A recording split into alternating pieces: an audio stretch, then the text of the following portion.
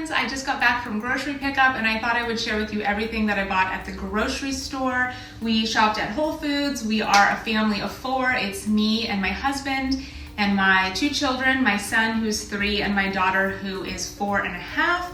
And the total for all of these groceries was $288. Now this is everything that we need to make meals at home for the entire week and more, because some of these grocery items will carry us through into next week as well.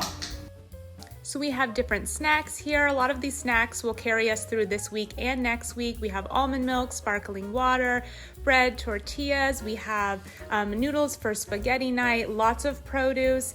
All this week we are making everything homemade. We're not eating out this week, so we needed enough groceries to be able to make all of our meals homemade this week.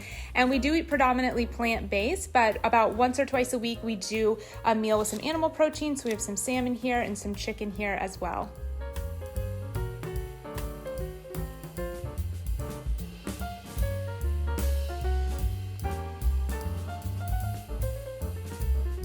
If you like this video, you like seeing grocery hauls, you're curious how much people are spending on their groceries these days, make sure to give this video a big thumbs up and let me know in the comments below. Thanks so much for watching.